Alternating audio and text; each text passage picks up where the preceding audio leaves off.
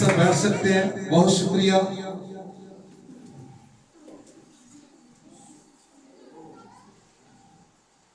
सारी इज्जत और सारा जलाल हमारे खुदावंद के पाक नाम को है, जिसके वसीला से हमें ये इज्जत मिलती है। कलाम खुदावंद का है और इज्जत खुदा इसके वसीला हमें देता है। आमीन। ये खुदावंद की बड़ी मेहरबानी और उसका फजल है। डीकन भाई शान, बहुत शुक्रिया आपका कि आपने आज शाम मुझे कलाम का मौका बख्शा, और पास्टर आशलोक साहब के लिए भी, जिन्होंने बकायदा मुझे कॉल की और बताया कि भाई शान के बेटे की शुक्रगुजारी है और वो चाह रहे हैं कि आप आए और खुदा के कलाम की खिदमत करें। सो ये मेरे लिए बड़े एजाज की बात है और आपका मैं दिल से शुक्रगुजार हूं। खुदावंद आप सबों को बरकत बख्शे। आपके इस प्यार और फजल और रहम के लिए कैलवरी क्राइस्ट मिनिस्ट्री हमारा घर है। आमीन। कैलवरी क्राइस्ट मिनिस्ट्री के हमारा घर है और हम एक ही घर के अफराद हैं। और जब हम एक दूसरे के पास जाते हैं तो हम अपने घर में जाते हैं। जब मैं सरगोदा से वापस आया तो फौरी तौर पर एक बड़ी कन्वेंशन थी I9 के अंदर, एक शुक्रगुजारी थी और उसमें कलाम सुनाने का मौका मिला। और वहां पर जब हमारी स्ट्री हुई पास्टर सैमसन जान साहब के साथ, तो वहां पर पास्टर इमैनुअल, मुबशर भाई आरफ, एल पत्र जलाल साहब मेरे साथ थे। और जब वहां पर हमने अपनी मिनिस्ट्री के बारे में बताया तो जब उन्होंने कुछ बातें शेयर की कि हमारा एक मंथली सेटअप है, इस तरीके से रिपोर्ट बनती है, सारी चीजें, तो जब चेयरमैन साहब को हमने अपना तरीका बताया तो वो नहायत खुश हुए। Hallelujah, praise God. तो मैंने ये बताया कि हमारा आवारा सिस्टम नहीं है, ये भी खुदा की दी हुई रोया है और रोया के अंदर एक तरतीब है। आमीन। सो जहां पे भी हम जाते हैं हमारा एक तल्लक है, हमारा रिश्ता है और हम उसे हमेशा याद रखते हैं और यही हमारे लिए इज्जत की बात है। आमीन। सो आज शुक्रगुजारी की हवाला से हम खुदा का कलाम सुनेंगे। भाई शान को और बहन निशा को मेरी तरफ से बहुत बहुत मुबारक हो। खुदावंद ने आपको खूबसूरत बेटे अता किए और कलाम सिखाता है कि खुदा तन्हा को खानदान बख्शता है। हालेलुया। खुदा ने आपकी तन्हाई को दूर किया और फर्जंदे नरीना खुदा ने आपको बख्शे। हालेलुया। पहले बेटे का नाम मैं भूल गया हूं, क्या था? सैमुएल। सैमुएल के बाद और दूसरा बेटा खुदा ने भाई को दिया, उसका नाम समसून है। और मेरी भाई शान से जब बात हुई तो उन्होंने बताया कि खुदा ने मुझे ये नाम दिया था रोया के अंदर।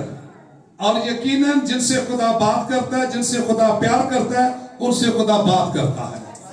ये कोई इतनी परेशानी वाली बात नहीं। समटाइम लोग सोचते होंगे कि ये तो खुदा के भेद हैं, खुदा के काम हैं, लेकिन याद रखें जिनको खुदा अजीज रखता है खुदा उनसे बात करता है। खुदा ने जब सदोम और अमोरा को तबाह करना था तो खुदा ने अब्राहम को सारी बात बताई और खुदा अपने खिदमत गुजार बंदों पर अपने भेद जाहिर करता है। आमीन। सो आए हम खुदा के कलाम की तरफ बढ़े और हम खुदा का कलाम सुने। किताब मुकद्दस को खोलेंगे और ज़बूर की किताब और उसका 50 बाब और उसकी 23 आयत मुकद्दसा को आप मेरे साथ निकालें ज़बूर की किताब उसका 50 बाब और उसकी 23 आयत मुकद्दसा। सबने मिलकर इसको सुनना है, बल्कि मेरे साथ मिलकर इसको तिलावत करें। जो शुक्रगुजारी की कुर्बानी गुजरानता है वो मेरी तमजीद करता है, और जो अपना चाल चलन दुरुस्त रखता है उसको मैं खुदा की निजात दिखाऊंगा। आमीन। कलामी खुदा का पढ़ा जाना, सुना जाना और कबूल किया जाना हम सबों के लिए बाइस बरकत का सबब हो। आमीन। खुदावन तेरा शुक्र हो। आए अपनी आंखें चंद सेकंड के लिए बंद करें और दुआ करें अपने लिए, ताकि खुदावंद मेरी और आपकी मदद करे। पाक खुदावंद यीशु के नाम में तेरा शुक्र हो, तेरी तारीफों का दुस्बाब, तेरा कलाम पेश करना बड़े फजल की बात है, और मैं शुक्रगुजार हूं। तू मेरी कमियां और कमजोरियां मुझे माफ करता है, और खुदावंद मुझे अपने नाम की गवाही के लिए खड़ा करता है। तेरा शुक्र हो बाप। अब मैं तेरी मिन्नत करता हूं, मुझे फजल बख्श दे कि मैं तेरा कलाम बयान कर सकूं, और तेरा पाक रूह मेरी मदद करे, और इस कलाम के वसीला से हम सब जिंदगी पाएं। यीशु के नाम में बाप ये दुआ मांगते और पा लेते हैं। आमीन। आमीन। जी, सो आज का हमारा जो मजमून है वो है शुक्रगुजारी और प्लस औलाद की बरकत। आमीन। शुक्रगुजारी और औलाद की बरकत। खुदावंद के हुजूर आज हम इसलिए जमा हैं कि हम खुदा का शुक्र कर सकें, इस बात के लिए कि खुदा ने बाईशान को औलाद की बरकत दी है। आमीन। इसके साथ दूसरा हवाला पढ़ें, ज़बूर 127 और उसकी 3 आयत। ये दोनों हवाले पढ़ लें, फिर हम इसके ऊपर गौर करेंगे। ज़बूर 127 और उसकी 3 आयत, जिसको मिल जाए वो पढ़ने में आराम नहीं कर सकता है। कलाम पाक में लिखा है, देखो औलाद खुदावंद की तरफ से मिरास है, और पेट का फल उसी की तरफ से अजर है। सब कहें आमीन। आमीन। आमीन जी। सो दूसरा हवाला पढ़ा गया, देखो औलाद खुदा की तरफ से मिरास है और पेट का फल उसकी तरफ से अजर है। सो पहला हिस्सा के अंदर हम शुक्रगुजारी पर गौर करेंगे, और दूसरे हिस्सा के अंदर हम औलाद की बरकत के बारे में बात करेंगे। आमीन। शुक्रगुजारी की जो इबादत है ये तमाम तरह की इबादत से उत्तम इबादत है। आमीन। तमाम तरह की इबादत से ये उत्तम इबादत है। शुक्रगुजारी खुदा के एहसानात को तस्लीम करने का नाम है। आमीन। शुक्रगुजारी खुदा की मेहरबानी को कबूल करने का नाम है। शुक्रगुजारी खुदा के किए हुए मोजज़ात के लिए खुदा का एहसानमंद होने का नाम है। शुक्रगुजारी ईमान को बढ़ाने का नाम है। आमीन। आज ईमान बढ़ने का जवाब और सबूत आप खुदा को दे रहे हैं। शुक्रगुजारी ईमान में तरक्की करने का नाम है। आमीन। शुक्रगुजारी खुदा को नेक तस्लीम करने का नाम है। आमीन। ये इसीलिए शुक्रगुजारी हो रही है कि खुदावंद ने शान भाई को जवाब दिया है। हालेलुया। खुदा ने शान भाई को क्या दिया है? तो बदले में शान भाई ने यह नहीं कहा खुदावन साढ़े लोग तेन जवाब दे, नहीं, बल्कि ये उस जवाब की शुक्रगुजारी करने के लिए यहां पर मौजूद है। हालेलुया। ये उस जवाब का शुक्र करने के लिए यहां पर मौजूद है और इसलिए आप सबको बुलाया गया है। हालेलुया। बहुत सारे लोगों का यह रवैया होता है कि जब खुदा उन्हें जवाब देता फिर वो अपनी तरफ से खुदा को जवाब दे देते हैं। ये कलाम में से मैं अभी साबित करूंगा इस बात को जी। तो जो आयत आपके साथ तिलावत की गई वो है जो शुक्रगुजारी की कुर्बानी गुजरानता है, वो मेरी क्या करता है? तमजीद करता है। तमजीद के लिए जो अबरानी लफ्ज इस्तेमाल हुआ है वो है कबा, और इंग्लिश में इसका तर्जुमा हुआ है टू बी हैवी, यानी बहुत ज्यादा खुदा की इज्जत करना। आमीन। तमजीद का मुराद है बहुत ज्यादा खुदा की इज्जत करना और ज्यादा से ज्यादा खुदा को जलाल देना, क्योंकि खुदा अपनी जात में बहुत कुदरत वाला है। हालेलुया। तमजीद का जो मतलब है वो है बहुत ज्यादा खुदा की इज्जत करना, ज्यादा से ज्यादा खुदा को जलाल देना, क्योंकि खुदा अपनी जात में बहुत ज्यादा कुदरत वाला है। आमीन। सो खुदा ने हमारे भाई को जवाब दिया और हमारा भाई उस जवाब के लिए खुदा के हुजूर में हाजिर है।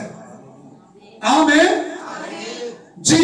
और अगर इस आयत का दूसरा हिस्सा पढ़े तो लिखा है जो अपना चाल चलन दुरुस्त रखता है, शुक्रगुजारी के साथ आपका किरदार जुड़ा हुआ है।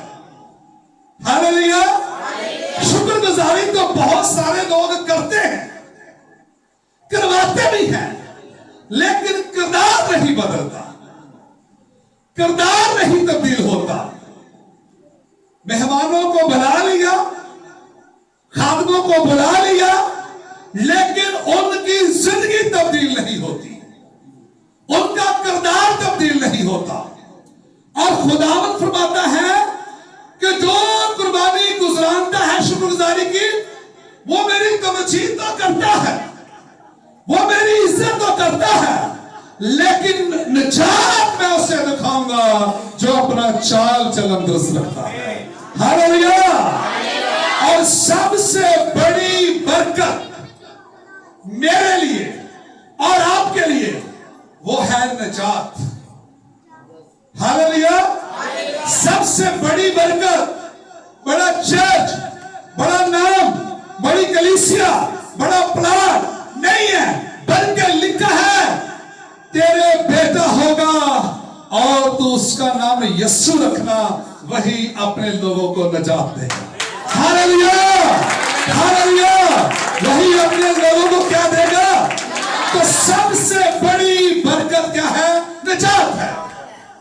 इससे पहले कि आप शुक्रगुजारी करें, आपकी जिंदगी में निजात का मुकाशवा खुलना चाहिए।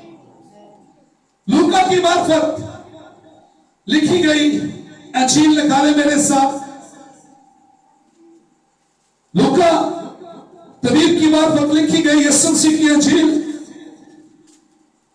निकाले मेरे साथ, उसका पहला भाग। खुदा के कलाम में को देखेंगे,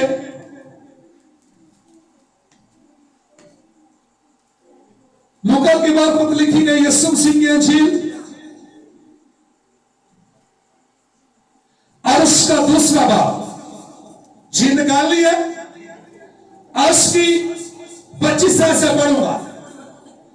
और देखो यरूशलेम में शमन नाम एक आदमी था, और वो आदमी रसबाज और खुदा दर्श और इसराइल की तसल्ली का मंजर था, और रूहुल कुद्दस उस पर था, और उसको रूहुल कुद्दस से आगाही हुई थी कि जब तक तू खुदा के मसीह को देख न ले मौत को ना देखेगा, वो रूह की हदायत से हैकल में आया। और जिस वक्त मां बाप उस लड़के यस्सु को अंदर लाए ताकि शरीयत के दस्तूर पर अमल करे, तो उसने उसे अपनी गोद में लिया और खुदा की हम्द करके कहा कि ऐ मालिक, अब तू अपने खादिम को अपने कौल के मुताबिक सलामती से रुखसत करता है, क्योंकि मेरी आंखों ने तेरी निजात देख ली है। Hallelujah, hallelujah. मेरी आंखों ने तेरी निजात और जो आयत पढ़ी गई उसका दूसरा हिस्सा यही सिखाता है, जो अपना चाल चलन दुरुस्त रखता है उससे मैं खुदा की निजात दिखाऊंगा। और इस बुजुर्ग का चाल चलन खुदा के कलाम के मुताबिक था और इसको खुदा ने अपनी निजात को दिखाया। हालेलुया, अपने बेटे यीशु मसीह को दिखाया। आमीन। अब शुक्रगुजारी करने वाला और जिसके लिए की जाती है उनका एक होना बहुत जरूरी है। आमीन। मैंने कहा था पहले हिस्से में मैं शुक्रगुजारी की बात करूंगा, दूसरे हिस्से में हम औलाद की बरकत के ऊपर बात करेंगे। आमीन जी। लूका की बात पर अंजीली बयान उसका 17 बाब निकाले जरा मेरे साथ जी, निकाल लिया। लूका 17 बाब और 11 से। और ऐसा हुआ कि यरूशलेम को जाते हुए वह सामरिया और गलील के बीच से होकर जा रहा था, मेरा और आपका यस्सु।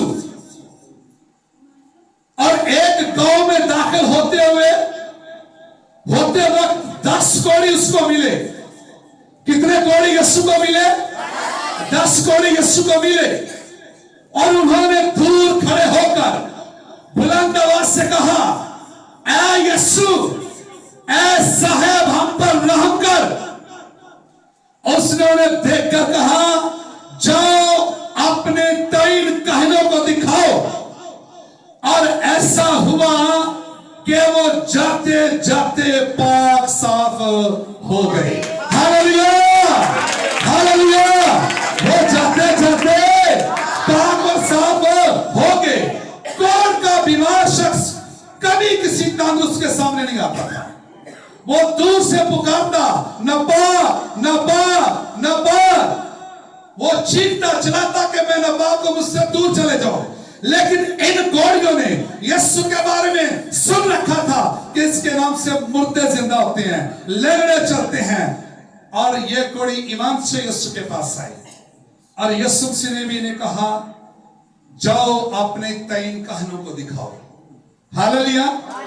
फिर उनमें से एक ये देखकर मैं शिफा पा गया, बुलंद आवाज से खुदा की तमजीद करता हुआ लौटा और मुंह के बल यीशु के पांव पर गिरकर उसका शुक्र करने लगा। अब लिखा है वो सामरी था। यीशु ने जवाब में कहा, क्या वो 10 पाक साफ ना हुए? ते 9 की तरफों जवाब सी यीशु से 9 दी वाला यीशु से मैं कहा, मैं कलाम में से साबित करूंगा इस बात को कि कुछ लोग शिफा पाते हैं, मौजात पाते हैं, मुराद पाते हैं, लेकिन फिर कहते हैं यीशु ने उन साडे वालों तेनों जवाब है। यहां पर भी 9 ने यीशु को जवाब दे दिया और यीशु ने पूछा, क्या 10 पाक साफ ना हुए? फिर वो 9 कहां है? खुदा का शुक्र हो कि शान भाई और उसका खानदान यहां है। हालेलुया। वो यहां है, वो खुदा की हजूरी में है।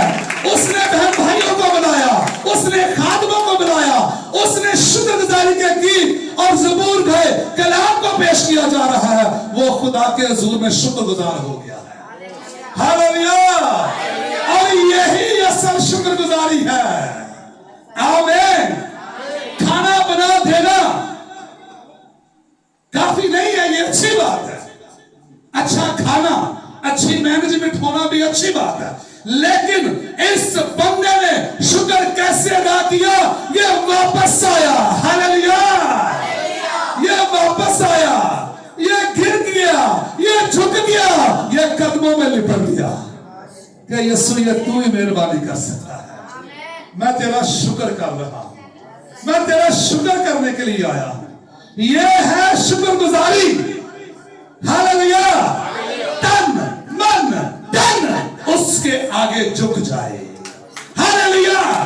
उसके आगे झुक जाए, उसकी मेहरबानी को तस्लीम करे, उसकी नेकी को तस्लीम करे, उसके एहसान को तस्लीम करे।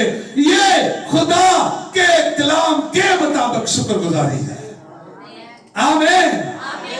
9 ने जवाब दे दिया और एक वापस आया। यीशु शिकवा करता है जो वापस नहीं आते। यीशु ने कहा वो 9 कहां है? दूसरी तवारीख की किताब निकाली और उसका 5वां बाब, तवारीख की दूसरी किताब और उसका 5वां बाब। जी, जो नोट कर रहे हैं वो जरूर नोट कर लें और बाकी ध्यान से सुने खुदा का कलाम। अहद का संदूक हैकल में लाया जाता है। अहद का संदूक हैकल में लाया जाता है और उसकी शुक्रगुजारी की जाती है। शुक्रगुजारी कहन कर रहे हैं। अगर आप इसका टाइटल पढ़े तो लिखा है अहद का संदूक हैकल में लाया जाता है। तो होता क्या है? लिखा है, मैं शार्ट पढ़ूंगा ताकि टाइम को हम मैनेज करें। दूसरी तवारीख 5 बाब और उसकी 6 में लिखा है, और सुलेमान बादशाह इस्राएल की सारी जमात ने जो उसके पास इकट्ठी हुई थी संदूक के आगे। अहद का संदूक जो खुदा की हजूरी की इलामत है, अहद के संदूक के आगे खड़े होकर भेड़ बकरियां बैल ज़िबा किए।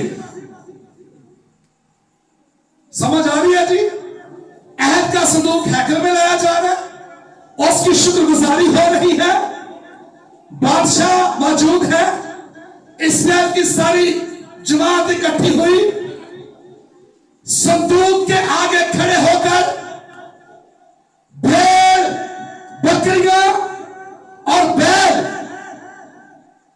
ज़िबा किए। ऐसा कि कसरत की वजह से उनका शुमार और हिसाब नहीं हो सकता था। इतनी कुर्बानियां, शान साहब, भेड़ बकरियां और बैल, 1 2 3 4 नहीं, बाइबल कह रही है वो हिसाब नहीं हो सका। इतनी ज्यादा कुर्बानी कर दी गई, इतनी ज्यादा भेड़ बकरियां बैल ज़िबा किए गए खुदा के हुजूर, ताकि खुदा खुश हो, खुदा शादमान हो, खुदा इसको कबूल करे। लेकिन देखें आज मेरे लिए और आपके लिए खुदा कैसे खुश होता है, खुदा का जलाल कैसे आता है, उसकी हजूरी कैसे आती है। 13 आयत में लिखा है इसी बात के, तो ऐसा हुआ कि जब नरसिंगे फूंकने वाले और गाने वाले मिल गए। हालेलुया। कुर्बानियां हुई हैं लेकिन जलाल नहीं ठहरा, हसूरी नहीं आई। ऐसा हुआ जब नरसिंगे फूंकने वाले गए ताकि खुदावन की हमद और शुक्रगुजारी में उन सब की एक आवाज सुनाई दे जैसा आपने किया है। 6 बजे से लेकर 7 बजे तक आपने वर्शिप की है, आपने गीत गाया है, आप झूमे हैं उसके आगे, आपने वर्शिप की है। ऐसा किया गया तो लिखा जब नरसिंगों और झांझों और मसीकी के सब साजों के साथ उन्होंने अपनी आवाज बुलंद करके खुदा की सताइश की कि वो भला है क्योंकि उसकी रहमत अपनी है। हालेलुया। वो भला है, उसकी रहमत अपनी है, वो नेक है, वो सच्चा है, इसीलिए आपने पूरा घंटा उसकी वर्शिप की है। आमीन। और आगे लिखा है सब साजों के साथ जब सब कुछ किया गया तो वो घर जो खुदावंद का मस्कन है अब उससे भर गया। हालेलुया। कैसे भर गया जी? अब से भर गया। वो कमरा, वो जगह कैसे भर गई? अब से भर गई। और लिखा है यहां तक कि कहन अबर के सबब से खिदमत के लिए खड़ा न रह सके, इसलिए कि खुदा का घर खुदावंद के जलाल से मामूल हो गया। हालेलुया। ये है असल शुक्रगुजारी। उसकी सताइश की जाए, उसकी तमजीद की जाए, उसे जला दिया जाए, उसकी मददसराई की जाए। पीछे जब कुर्बानियां हुई हैं उनका कोई हिसाब नहीं है। उस वक्त जलाल नहीं ठहरा, हजूरी नहीं आई, लेकिन जब जमात इकट्ठी हो गई, हमद शुक्रगुजारी एक आवाज नरसिंगे जान मसीह के साथ बजाए गए और खुदा का जलाल ठहर गया। हालेलुया। शुक्रगुजारी करने वाला और जिसके लिए की जाती है, जब वो एक होंगे तो खुदा की हुजूरी होगी। हालेलुया। खुदा का जलाल होगा, खुदा का मसा होगा, खुदा अपनी कुदरत के साथ वहां पर आएगा। आमीन।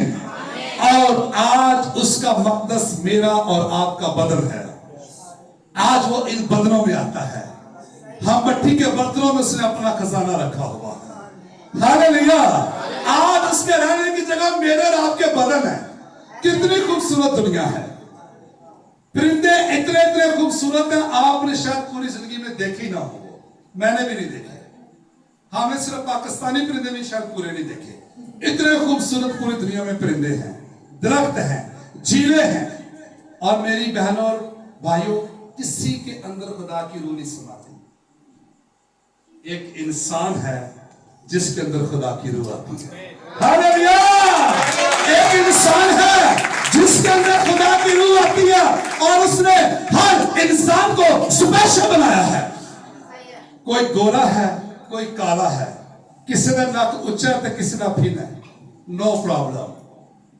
उसने आप जैसा दूसरा बनाया ही नहीं है। यह है उसकी खूबी। 8 अरब के करीब पूरी दुनिया की आबादी है। आप जैसा दूसरा उसने बनाया ही नहीं है। खूब चेक कर ले, आपकी बॉडी, आपका कद, आपका स्ट्रक्चर, ये उसने दूसरा दुनिया के अंदर पैदा ही नहीं किया। ये उसकी मोहब्बत का सबूत है। उसने हर एक को स्पेशल बनाया है, हर एक को खास बनाया है, अपनी सूरत और अपनी छवि पर बनाया है। हालेलुया। सो अब हम औलाद की बरकत के बारे में बात करेंगे। हालेलुया। पहले हिस्सा में हमने शुक्रगुजारी के ऊपर बात की, अब हम औलाद की बरकत के ऊपर बात करेंगे जी। तो उसी आयत को पढ़ें, उसी हवाला को जो आपने पढ़ा, ज़बूर 127 और उसकी 3 आयत जी। ज़बूर 127 और उसकी 3 आयत में लिखा है, देखो औलाद खुदावंद की तरफ से मिरास है और पेट का फल उसी की तरफ से अजर है। जी। आमीन। आमीन। औलाद खुदा की तरफ से मीरास है और पेट का फल खुदा की तरफ से अजर है। और आज हम उसी औलाद की शुक्रगुजारी कर रहे हैं। आमीन आमीन। और कलाम सिखाता है, हम मसीह कहते हैं कि हम पर कुछ भी फर्ज नहीं है, लेकिन याद रखें खुदा का शुक्र करना मुझ पर और आप पर फर्ज है। हालेलुया। खुदा का शुक्र करना मुझ पर और आप पर क्या है? फर्ज है। औलाद खुदा की तरफ से तोहफा है, मीरास है, अजर है। और अगर अजर का आसान ज़बान में इसे समझा जाए तो यह खुदा का तोहफा है, खुदा का गिफ्ट है। हालेलुया। और तोहफे की हमेशा कदर की जाती है कि नहीं? क्यों जी? आसिफ भाई ऐसी है बहनों? क्यों जी? खादिमा ऐसी है। जब कोई गिफ्ट किसी को देता है, चाहे वो नॉर्मल सा हो, हम कहते हैं जी ये मेरे लिए गिफ्ट आया है। और फिर गिफ्ट अगर आ जाए बाहर के किसी मुल्क से, फिर किसी ने हथ भी नहीं लाएंगे। और यार तेरू नहीं पता बाहर के मुल्कों आया, ये तेरू नहीं पता ये अब्रॉड तो आया, ये तेरू नहीं पता है ब्रांड। हाँ ऐसे ही है ना, हम उसको तो बहुत संभालते हैं, ऐसे ही है। तो औलाद का गिफ्ट बादशाहों के बादशाह की तरफ से आता है। हालेलुया। खुदावंदों के खुदावंद की तरफ से आता है। तो उसकी कितनी वैल्यू होनी चाहिए, उसकी कितनी कदर होनी चाहिए, उसको कितना संभाल कर रखना चाहिए। औलाद खुदा की तरफ से मीरास, पेट का फल खुदा की तरफ से अजर। और अजर मैंने बताया सादा जुबान में खुदा का तोहफा है, गिफ्ट है। हालेलुया। तो इस गिफ्ट की कदर मां बाप ने करनी है जिसको गिफ्ट दिया गया है। हालेलुया। और याद रखिएगा, औलाद की कामयाबी की सबसे बड़ी खुशी मां बाप को होती है, और औलाद की नाकामी का सदमा भी सबसे पहले मां बाप की होता है। खुशी की और उसकी नाकामी की दुख भी सबसे पहले मां बाप को होता है। आज हम खुदा के कलाम में से सीखेंगे, कलाम खुदा के मुताबिक मां बाप की औलाद के लिए क्या जिम्मेदारियां हैं। आमीन। हालेलुया। आज हम कलाम में से सीखेंगे कि मां बाप की औलाद के लिए क्या जिम्मेदारियां हैं। आमीन। खुदा हमें औलाद देता है, देता कि नहीं देता? मुतफक है इस बात से? कितने मुतफक हाथ खड़ा करें? खुदा हमें क्या देता जी? औलाद को खुदा देना ये आपकी जिम्मेदारी है, ये हमारी जिम्मेदारी है। खुदा आपको औलाद देता है, औलाद को खुदा आपने देना है। आमीन जी।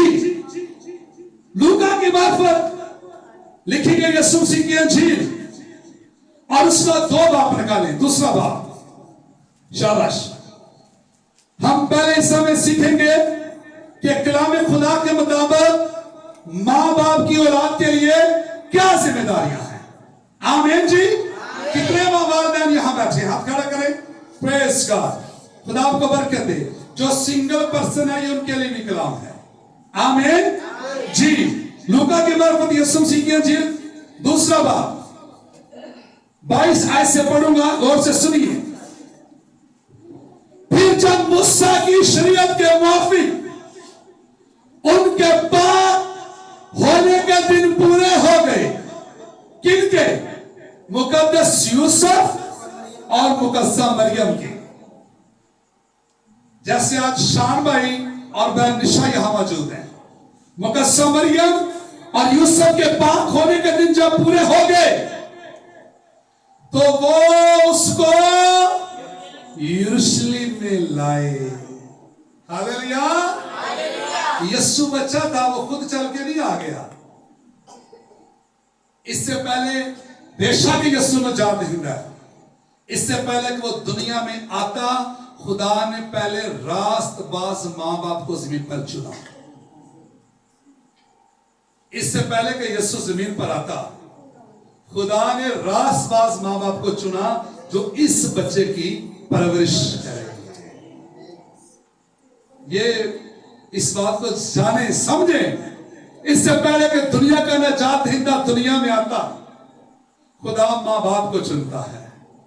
और मां बाप कैसे चुनते हैं? कैसे मां बाप को? रास्तबाज। मुकद्दस यूसुफ भी रास्तबाज और मुकद्दस मरियम भी रास्तबाज। हालेलुया। और जब उन्हें चुन लेता है, उन्हें ले लेता है, तो फिर वो मां बाप की जिम्मेदारी कैसे पूरी करते हैं?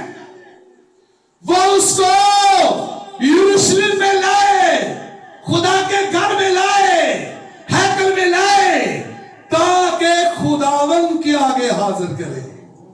हालेलुया। मां बाप की पहली जिम्मेदारी यह बनती है कि वो अपने बच्चों को खुदा के पास लाए। आमीन। आप पैदा होते बच्चे को दरबार पे छोड़ के आने के वो मलंग बन जाएगा, शराब खाने में छोड़ने वो शराबी बन जाएगा। और जब आप पैदा होते बच्चे के अंदर कलाम देना शुरू कर देंगे, वो खुदा का फरजंद बन जाएगा। हालेलुया। वो खुदा का फरजंद बन जाएगा। हालेलुया। जब आप अपने बच्चों को ये बातें सिखाएंगे, आमीन, जब आप अपने बच्चों को ये बातें बताएंगे, सबसे पहले टीचर औलाद के उसके मां बाप होते हैं। और लिखा है यूसुफ और मरियम उसे यरूशलेम में लाए ताकि खुदावंद के आगे हाजिर करें। हालेलुया। खुदा ने दिया और खुदा के आगे ही हाजिर किया है। देखो औलाद खुदा की तरफ से है, और जो कुछ खुदा की तरफ से है वो बेहतरीन है, चाहे बेटी है चाहे वो बेटा है। अभी हमने पढ़ा औलाद खुदा की तरफ से मिरास है, तो वो डिसाइड करता है बेटा देना है या बेटी देनी है। हाँ, मांगने का हक उसने दिया है, आप मांग सकते हैं। हालेलुया। हम खादम हैं, कई लोगों के लिए मांगते हैं, खुदा ने बेटे देते, और कई बेचारे बेटियां से भी रो देते, खुदा ने बेटियां भी देता है, लेकिन डिसाइड खुदा करता है। और फिर जो कुछ उसकी तरफ से है वो बेहतरीन है, वो खालिस है, वो लाजवाब है। हालेलुया जी। खुदा हमें औलाद देता है, हमने औलाद को खुदा देना है। आमीन। कोज़ात की किताब निकाले मेरे साथ, कोज़ात की किताब, जी शाबाश, उसका 13वां बाब पहले निकाले। कोज़ात की किताब और उसका बाब नंबर 13, खुदा के कलाम में क्या लिखा है?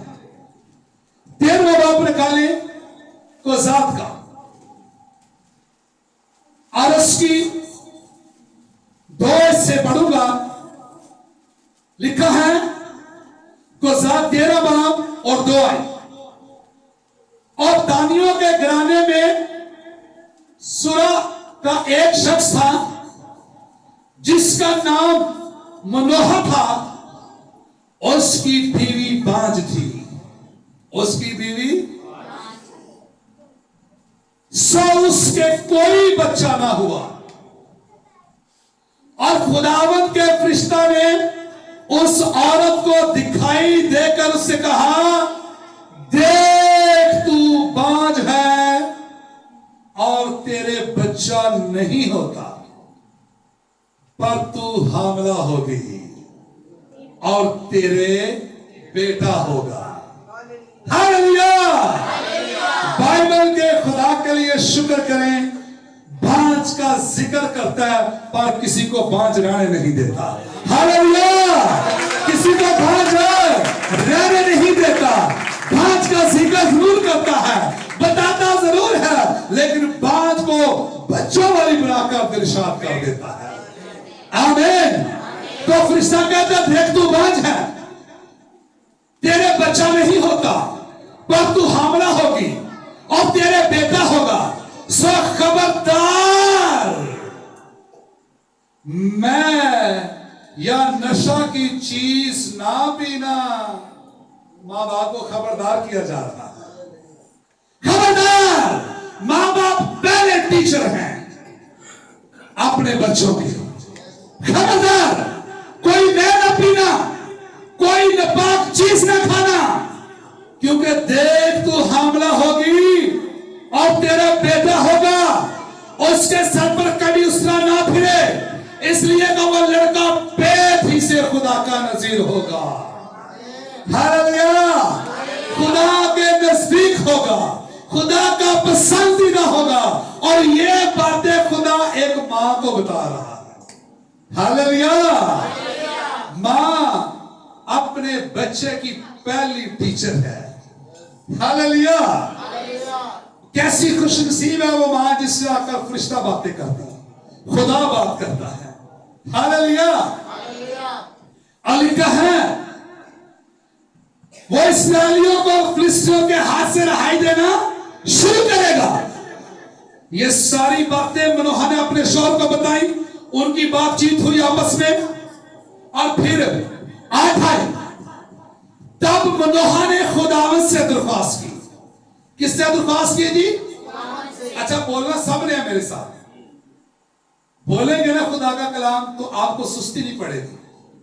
कलाम में लिखा है कि कलीसिया जो है वो रूहानी जोश से भरी हुई हो। और खादम कलाम कैसे सुनाए, पेशवाई कैसे करे, सरगर्मी से। तो आपने भी जागते रहना। आमीन जी। तो लिखा है तब मनोहा ने खुदावंद से दरख्वास्त की और कहा, ऐ मेरे मालिक, मैं तेरी मिन्नत करता हूं कि वो मर्दे खुदा जिसे तूने भेजा था हमारे पास फिर आए। हालेलुया, और हमको सिखाए। इस तरह के मां बाप होने चाहिए। हालेलुया, औलाद खुदा वालों ते दरखास्त भी खुदा वाली कर। हालेलुया, अगर औलाद खुदा की तरफ से आ तो दरखास्त भी खुदा को कर रहे हैं कि वो मर्दे खुदा फिर आए और से जिसे तूने भेजा था हमारे पास फिर आए और हमको सिखाए कि हम उस लड़के से जो पैदा होने को है क्या करें। हालेलुया, उसे क्या सिखाएं, उसकी परवरिश कैसे करें, उसकी तरबियत कैसे करें, उसकी नसीहत कैसे करें। ऐ खुदा, ऐ बाप, वही मर्दे खुदा फिर आए जो पहले आया था, और वो हमें सिखाए कि हम इस लड़के के साथ क्या करें। आमीन। आज के माँ बाप का हक बनता है कि वो अपने बच्चों को खुदा के खादमों के पास लेकर आए, खुदा के लोगों के पास लेकर आए, ताकि वो उन्हें कलाम के मुताबिक यीशु के नाम से बरकत दे। यीशु के पास छोटे बच्चों को लाए, यीशु ने गोद में उठाकर उन पर हाथ रखकर उनको बरकत दी। आमीन। और खादम का ये काम है कि वो सिखाए। यहां पर यही उन्होंने कहा कि वो खादम फिर आए और हमें सिखाए कि हम उस लड़के से जो पैदा होने वाला है क्या करें। आमीन। इंसान 22 बाब उसकी 6 आयत को पढ़े, जिसको मिल जाए वो पढ़ने में राम नहीं कर सकते। आजादी है सबके लिए, बहनों में से भाइयों में से, जी सबके लिए आजादी है। इंसान 22 और 6 आयत जो नोट कर रहे हैं वो जरूर नोट करें, ताकि आगे ये आप दूसरों को सिखाएं, दूसरों के लिए इससे बरकत बने। इंसान 22:6 जी। किसी को नहीं मिला? लड़के की उस राह में तरबियत कर जिस पर उसने चलना है जी, बुरा होकर भी उससे नहीं मुड़ेगा। हालेलुया। हम सीख रहे हैं कलाम में खुदा के मुताबिक माँ बाप की क्या जिम्मेदारियां हैं औलाद के लिए। आमीन। हम उसके बारे में सीख रहे हैं। मुकद्दसा मरियम और यूसुफ ने अपने बेटे को यरूशलेम में लाए और खुदा के आगे हाजिर किया। आमीन। मनोहा के बारे में आपने जाना, वो भी खुदा से सवाल कर रहे हैं कि वही मर्द खुदा आए और हमें सिखाए कि हमने इस बच्चे के साथ क्या करना है। आमीन। अब सुलेमान बादशाह इंसान में क्या लिखता है? शायद लड़के की, मेरे साथ बोलना सबने बहनों ऊंची बोलना है। आप लड़के की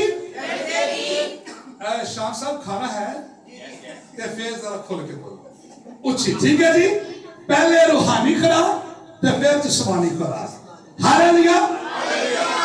ऐ खुदा दा शुक्र है ਤੁਹਾਡੇ ਸਾਰਿਆਂ ਵਾਸਤੇ ਤੇ ਮੇਰੇ ਵਾਸਤੇ। ਮੈਨੂੰ ਨਾ आई फ्लू होया सी, अखा खराब होईयां सी ते एक ठीक हो गई सी ते एक ठीक नहीं सी। मैं शान साहब नूं कॉल कीती कि शान साहब एक अख ठीक है ते एक हाले ठीक नहीं। मैं दुआ करना, इन्हां कहा जी एक अख दे नाल ही काम चलेगा। लेकिन खुदा दा शुक्र होए ਉਹ ਸਾਡੀ ਦਰਖਾਸਤ ਤੇ ਖਿਆਲ ਤੋਂ ਵੱਧ ਕੇ ਕੰਮ ਕਰਦਾ, ਉਹਨੇ ਦੋਵੇਂ ਠੀਕ ਕਰ ਦਿੱਤੇ। ਹਾਲੇਲੂਇਆ। ਆਪ ਦੇਖ ਸਕਦੇ ਹੋ ਦੋਵੇਂ ਠੀਕ ਨੇ। ਆਮੀਨ। ਅੱਜ ਮੈਂ ਤੇ ਦੁਆ ਲੱਗਾ, ਤੁਹਾਡੀ ਬੁਆ ਜੀ ਮੇਰੀ ਮਿਸਿਸ ਕਹਿੰਦੀ ਹੈ ਖੁਦਾ ਦਾ ਸ਼ੁਕਰ ਹੈ ਤੁਹਾਡੇ ਘਰ ਦੋਵੇਂ ਠੀਕ ਹੋ ਗਏ। ਮੈਂ ਕਿਹਾ ਸ਼ਾਨ ਨੇ ਕਿਹਾ ਸੀ ਇੱਕ ਨੇ ਕੰਮ ਚੱਲੇ ਤੇ ਖੁਦਾ ਸਾਡੀ ਦਰਖਾਸਤ ਤੇ ਸਾਡੇ ਖਿਆਲ ਤੋਂ ਵੱਧ ਕੇ ਕੰਮ ਕਰਦਾ। खुदा ने दोनों का ठीक कर दिया। हालेलुया। हमारे भाई ने हमें बड़े प्यार से बुलाया है, हमने कहा हम जाएंगे खुदा में। हालेलुया। Praise God. सो लड़के की उस राह में तरबियत कर जिस पर उसे बोले, जिस पर उसे ते पहला तो सवाल पैदा होता कि मां प्यो केड़ी राह ते, मां प्यो आप ही केड़ी राह ते, ਉਹ ਬਿਨਾਂ ਤੇ ਵੇਖਣ ਕਿ ਉਹ ਕਿਹੜੀ ਬੱਸ ਤੇ ਬੈਠੇ ਨੇ, ਉਹਨਾਂ ਦੀ ਮੰਜ਼ਿਲ ਕਿੱਧਰ ਜਾਣ ਲਈ, ਉਹ ਕਿਹੜੇ ਪਾਸੇ ਜਾਂਦੇ ਨੇ। ਤੇ ਜੇ ਉਹ ਆਪ ਹੀ ਬੇਮੰਜ਼ਿਲ ਨੇ ਤੇ ਬੱਚੇ ਵੀ ਕੀ ਮੰਜ਼ਿਲ ਬਣਾਉਣਗੇ? ਆਪ ਹੀ ਜ਼ਿੰਦਗੀ ਦੀ ਰਾਹ ਤੇ ਨਹੀਂ ਤੇ ਬੱਚੇ ਦੀ ਕੀ ਤਰਬੀयत करेंगे? मुकद्दसा मरियम और यूसुफ खुदा की मर्जी और उसके मंसूबे में थे, वो अपने बच्चे को खुदा के पास लाए। मनोहा ने भी खुदा से पूछा हम अपने बच्चे के साथ क्या करें। बच्चे लड़के की उस राह में तरबियत का जिस पर उसे तो जिंदगी की राह यूसुफ सी नासरी है। हालेलुया। हालेलुया। वो कहता है राह हक और जिंदगी मेरे वसीला के बगैर कोई बाप के पास नहीं आ सकता। अपने बच्चों को वो तालीम दे जिसकी बिना पर वो आसमान के बादशाह में जा सके, आसमान की बादशाह में दाखिल हो सके, आसमान की बादशाह के फरजाद बन सके। ये आपकी जिम्मेदारी है। लड़के की उस राह में तरबियत कर जिस पर उसे जाना है, वो बूढ़ा होकर भी उससे नहीं मुड़ेगा। हालेलुया। वो बूढ़ा होकर भी नहीं मुड़ेगा। आमीन। आप बच्चों को सिखाएं, बच्चों को बताएं। घर के अंदर जब आपके बच्चे इंडियन कार्टून लगाते हैं, आप उन्हें बताएं कि आप सुपर बुक के कार्टून देखें।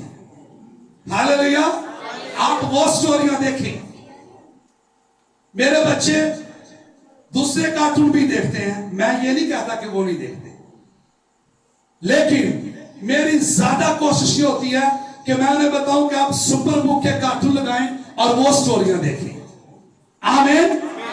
ये दूसरे जो कार्टून हैं इनके अंदर बहुत सारी शैतानी बातें भी पाई जाती हैं। एक फैमिली हमारे घर में आई, उन्होंने नाइट स्टे किया, उन्होंने हमारी एलईडी ऑन की और उन्होंने इंडियन गाना लगा दिया। और मैं लॉन में था, काम कर रहा था, तो मेरा बेटा मिकाइल आया, कहता पापा ये देख के सारे नंगे नंगे आ गए हैं, क्योंकि हमने कभी ये इंडियन गाने अपने घर में लगाई नहीं, फिल्में हमने नहीं कभी लगाई। तो मेरे बच्चे ने जैसे ही देखा तो मैंने उस फैमिली को बोला कि आप चैनल को चेंज कर दें, मेरे बच्चे ये चीजें नहीं देखते। तो ये माँ बाप की जिम्मेदारी है। हालेलुया। अभी पास्टर साहब गवाही दे रहे थे कि बेटी रुमैसा की शादी की सब लोग गवाहियां दे रहे हैं। आमीन। और ये जिम्मेदारी किसकी बनती थी? माँ बाप की। आमीन।